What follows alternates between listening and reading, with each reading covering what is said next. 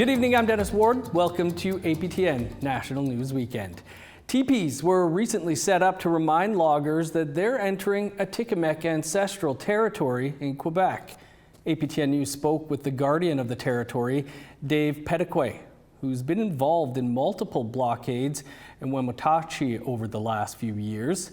He shares how Quebec's Bill 97 is another example of First Nations not being invited to the table to discuss legislation that will affect their territory. Here's APTN's Savannah Craig.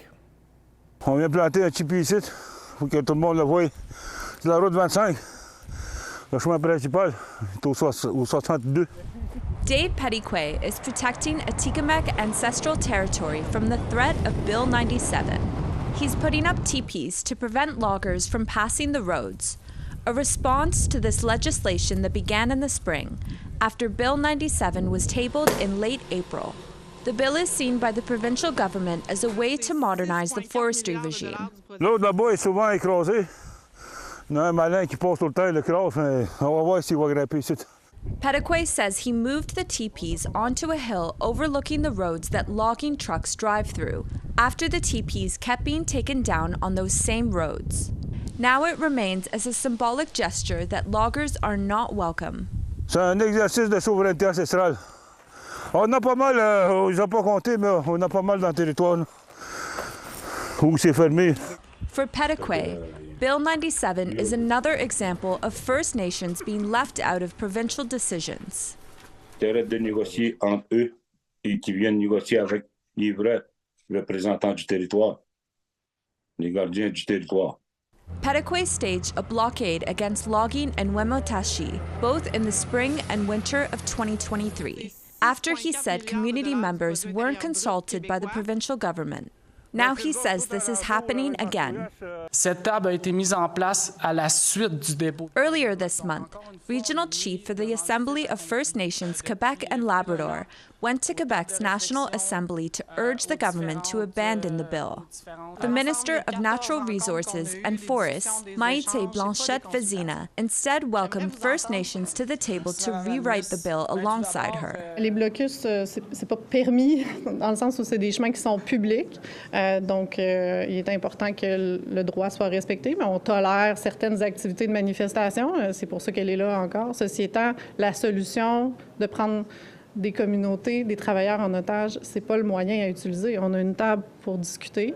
But Teepees says otherwise. Non, pas pour nous autres, en tout cas pour Mayo, Première Nation et les gardiens de territoire. Ils veulent carrément pas nous avoir dans des tables. Ils nous disent d'aller dans des tables de négociation, ben où? Hein? Où aller? Qui veut nous écouter? Le ministre ne veut pas nous écouter. Pourtant, nous autres, on va se tenir jusqu'à temps qu'il nous écoute. Il n'y aura pas le choix. Teepees says Bill 97 is not only about the issue of logging on their ancestral territory, but it's also about removing trees that the Atikamekw have traditionally foraged medicines from. Qui vient écraser les végétations non commerciales. Ça, c'est le monde l'oublie. Ils veulent enlever le bois qui est non commercial pour le remplacer, pour qu'il y ait plus une rentabilité sur le territoire. C'est ça comme ça qu'ils voient. Fait que les plantes médicinales, tous les arbres qu'on a besoin pour nos coutumes ancestrales, ils vont être éliminés pour remplacer par du pain gris. C'est sûr aussi nos droits ancestraux sont brimés là-dedans. Savannah Craig, APTN National News, Atikamekw territory of Wematachi. It's been just over a year since Victoria Gold's Eagle mine disaster near Mayo, Yukon, which resulted in hundreds of millions of litres of cyanide solution to be released into the surrounding environment. And now a new report is shining a light on the causes behind the incident. As Sarah Connors tells us, the chief of the First Nation at the heart of the incident feels there's still more questions than answers. According to an independent review board tasked with looking into the incident, multiple factors led to last year's Eagle Gold mine disaster.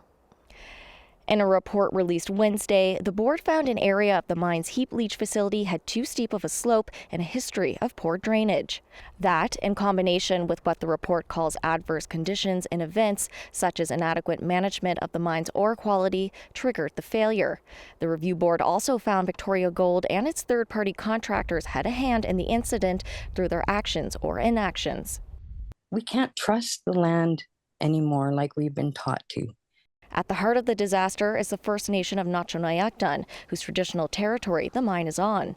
Chief Donna Hope isn't surprised by the report's findings. The heap was compromised by recklessness and lack safety culture at all stages, and that's how the catastrophic landslide was the result. She also feels the report only scratches the surface of the failure and that the territorial government needs to hold a public inquiry to better understand what went wrong.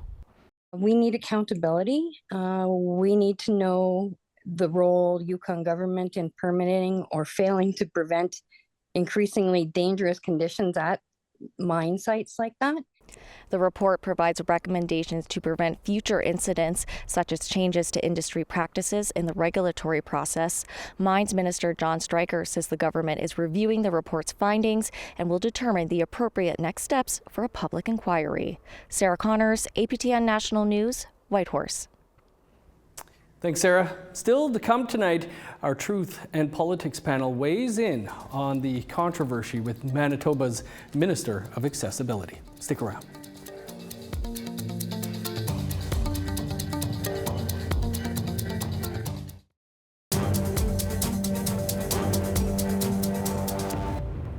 Welcome back. A college graduate is speaking out after the American Sign Language interpreter she relied on was asked to leave the stage at an event held by the Manitoba government last week. She says the Minister for Accessibility is not meeting expectations when it comes to deaf and hard of hearing Manitobans. Here's Sav Jonesa with her story. 30 years after graduating high school and proudly raising 6 children, Deborah Ovshar now has a college certificate in child and youth care. She found a trauma-informed program that instilled pride in her as an Indigenous woman who grew up in foster care. It was also accessible as a deaf person who speaks American Sign Language, or ASL. So many people who are not deaf or hard of hearing, they don't understand what we're going through. They don't understand our day-to-day life. Supported by her daughter Stephanie, who is also deaf, Ovshar recently celebrated her hard work at a graduation ceremony for Indigenous women. It was put on by the Manitoba government and hosted by the province's Minister for Gender Equality, Nahani Fontaine. At first it was beautiful. It was a lovely event. We arrived. It was colorful. It felt joyful. But things turned sour only seconds after Fontaine's speech finished. They say Fontaine, who is also the Minister for Accessibility, told the ASL English interpreter they relied on to leave the stage. It felt completely in contradiction to what she had just said, right? We were inspired. We were watching. She had this beautiful speech. And then you could tell when she walked and was talking to the interpreter, we didn't know what she was saying, but the vibe clearly changed, right? And then the interpreter moved and was like, oh, okay. So this is an event to celebrate the people who can hear, not us, right? Where are they? Immediately after, in front of reporters and cameras, Fontaine told her press secretary about her frustrations with the interpreter. It was okay. I was thrown off. It wasn't great, but because the woman, she shouldn't have been on the stage. I couldn't see anybody on the side, and all I could see her was her frantic hand. Yeah, so I'm like, why are they on the stage? Jesus, I'm like, you need to realize. Ovshar tells APTN National News that when she first saw the video, her heart sank. I opened it and I saw, and my jaw just dropped. The emotions just came from everywhere. I was angry, pissed off, and at the same time I was trying to remain calm and control myself and think my way through that. I didn't know what to do. Afshar says those comments hurt even more because she had to organize for an interpreter to even be present at the event after repeatedly asking the government to hire one weeks before and receiving no response. Red River College ended up providing the interpreter service so ASL speakers could be fully included in the celebration. Indigenous people, we face racism, discrimination, barriers every day. Deaf people experience autism and discrimination every day. Being both, you have more discrimination, and as a woman as well. And so there's just this intersectionality and these layers of these various experiences. Amidst backlash, Fontaine issued public and private apologies to those affected. Afshar says the emailed apology from Fontaine's office fell short and hopes Fontaine apologizes in person with an ASL interpreter present. So that's not what I'm looking to do. What I want is learning. A mistake has been made, but can you really make the effort to learn from this? To learn about who we are, to learn from our community, from us as people and as Manitobans. She believes a minister for accessibility should have a lived experience with a disability to understand how accessibility barriers may affect others. Going forward, Afshar hopes the Manitoba government invests in hiring an on-staff ASL interpreter so deaf and hard-of-hearing Manitobans are no longer an afterthought. Sav Jonza, APTN National News, Winnipeg. Well, there's been a lot of reaction over the past week to comments made by Manitoba's Minister of Accessibility about an American Sign Language interpreter.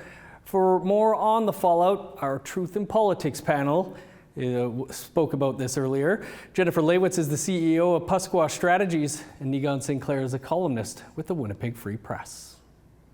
Jennifer, Negon, great to see you both. Negon, let's start with you and your thoughts on what Accessibility Minister Nahanni Fontaine had to say about the ASL interpreter when she was unaware she was on camera. Well, it's a good lesson that the mics are always hot, and if you don't want things to be said in public, you shouldn't say them in front of cameras.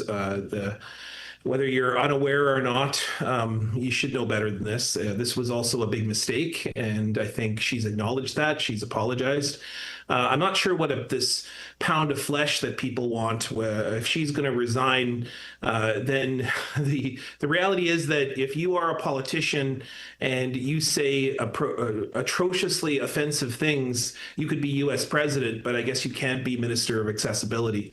Nahanni Fontaine, I marched with her. I've worked with her for years. She's a person who, yes, a complicated person. Yes, a person that sometimes makes mistakes. I mean, who doesn't? I certainly have over the years.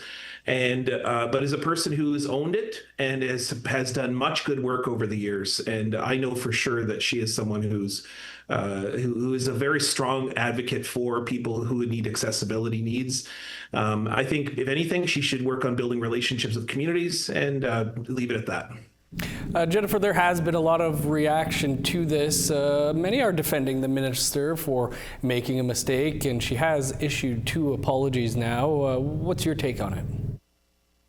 Well, it's kind of tough because I am, an Indigenous person that lives with a permanent disability. So I have a lot of personal feelings in the matter on how people view people with disabilities, and especially Indigenous people with disabilities. And that's why we have organizations like BCANs that are out there to make sure that we're represented. I think when it comes to this specific minister, I think she's great. I'm actually a big fan of her, and I don't want to see her out of cabinet. And I also am really hesitant to say that she should resign from her position as minister. I think we need to leave it up to these disability organizations to meet with her and then to make that decision on what they see is the right outcome from this. It is ministers that are responsible for files like that essentially have mandates to break down barriers, and also so that people understand what those barriers are. So when we're hearing people say these things behind closed doors, it kind of also tells us that there may not be an understanding of how important it is to bring accessibility into every space that we're in. So whether or not she should remain as the minister of that department is obviously up for the debate. But I don't think that we should make this super political either. I think that moments like this can be used as teaching moments on why we have these ministers ministries, why we have accessibility resources in these spaces, and what we can all learn from this. Well, to the surprise of nobody, I think, Negon, the progressive conservatives here in Manitoba have called for her resignation. Your podcast colleague, Dan Lett, has written an editorial out on this, pondering whether Premier Wab-Kinew should fire Minister Fontaine over this. I take it from what you said earlier, though, that you don't think it needs to go that far. Well, no surprise. I mean, the opposition's got to talk about, pulling down the government or pulling down elements of the government. There's a very popular provincial government in Manitoba. Wab-Kinew's popularity ratings are very high. The Conservatives cannot reach those heights other than to try to attack him at any angle that they can get. And this is certainly an angle that they can attack. Nahanni Fontaine has been affiliated with Wab-Kinew, thinking all the way back to his moments within his leadership run, in which he was accused of different things. It was Nahanni Fontaine who was there during every press conference, standing beside, supporting Wab-Kinew. In many ways, Nahanni Fontaine's career is really wrapped up in Wab-Kinew's success too. So I'm not surprised at all that the opposition would be going after that. I'm not surprised that pundits like my colleague Dan Lett would ponder openly, because it's worth talking about. It's worth talking, as Janet pointed out, that it's worth the potential discussion of whether the Minister of Accessibility portfolio is appropriate for someone who perhaps said these offensive things. That doesn't mean that she should leave cabinet, doesn't mean certainly that she should leave the NDP caucus. What it means is that perhaps stepping aside, or maybe being overwhelmed, or being somebody who needs to step aside and learn a little bit. And I mean, we all need to do those things. This is nothing to be shameful of. And I don't think that having a public trial or having, calling someone out publicly and questioning their entire career over one mistake is a worthwhile endeavor. It's certainly not productive, and it's certainly not Indigenous to do that. As Dan points out, the House is obviously on summer break here, or the legislature, so we're not hearing about it there. Do you think, though, Minister Fontaine also has the gender equality and families? Those are some big portfolios to have here in the province. Jennifer, do you think there needs to be a new Minister of Accessibility in Manitoba? When this first happened, I was calling for her resignation because I was upset. I think I actually just said she needs to be removed from that position. And I think it's because the PWD, which is the People with Disabilities community, is so tight knit, especially on, X and TikTok and LinkedIn. It's almost like my same people that I go to see what their takes are also on this. But disabilities are also very diverse. And I think that is why people that are placed in these positions, especially to be ministers responsible for these portfolios, have to have such a good understanding of what disabilities are and what they look like, and how the accessibility piece is huge. Because really, it's not about giving people those extra resources or making people uncomfortable on stage because the interpreter is there. I think people need to recognize that people with disabilities have significant barriers in a lot of areas of our lives. For me, I'm visually impaired, and I also live with a permanent neuro disease. So some of my disabilities sometimes aren't always seen, but some of the resources or accessibility measures that I need are life-changing for me, and they can make or break my situation in a room. And I just think about how somebody there might have been hard of hearing, and that would have been their resource to enjoy that event. So I just think there's a lot of learning that can happen here. And I think that maybe this is a little bit of a hot take. I think this is why everybody needs to have some level of training, or even awareness training on what disabilities looks like, especially while we're going to be passing disability legislation and disability acts and making our society more inclusive and accessible. Then we need to make sure that we're watching what we say, because it's behind closed doors what's being said that concerns me about the knowledge around disabilities. We're going to continue the conversation over on the Truth in Politics podcast, but we'll leave it there for now. Thanks to you both. Thanks. A First Nation in British Columbia has gotten some of its land back. We'll bring you that story after the break.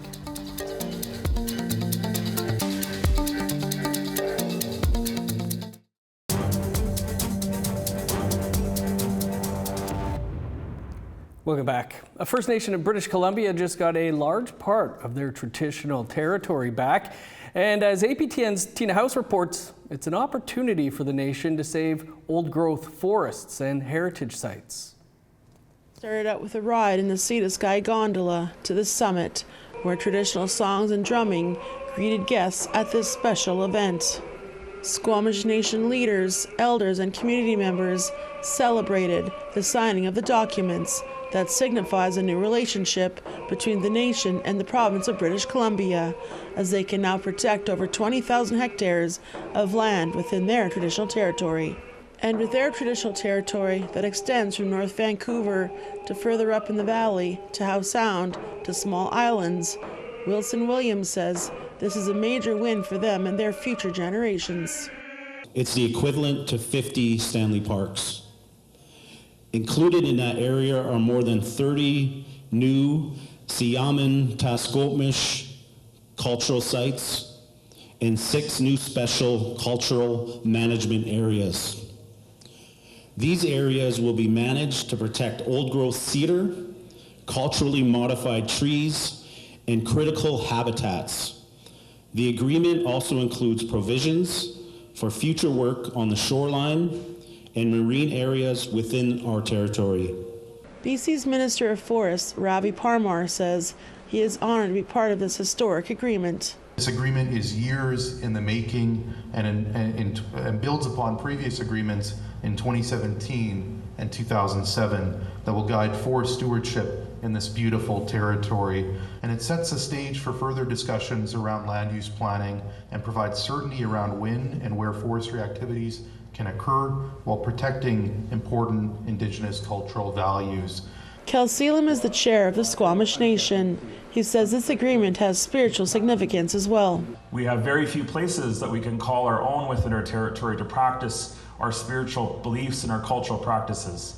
And we have to stand together as Squamish people to protect those areas so that our people, not just today, but future generations will be able to experience the gifts that our ancestors had for us, to be able to bathe in those creeks, to have a relationship with those mountains, to be in those forests, to harvest our medicines and our tools and the things that have sustained us. Tina House, APTN National News, Squamish. Thanks, Tina. Well, that's all the time we have for your APTN National News this weekend. For more, you can visit our website, aptnnews.ca, or our APTN News YouTube page. I'm Dennis Ward, Marcy McGwitch. Thanks for being with us. Enjoy the rest of your weekend.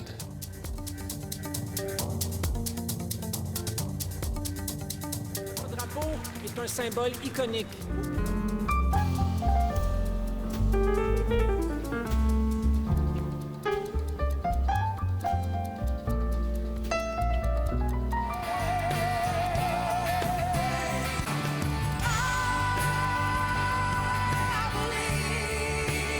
À une mise en candidature soumise pour une distinction honorifique canadienne. Cela a ensuite déclenché le travail essentiel des équipes de Rideau Hall ainsi que celui du Conseil qui ont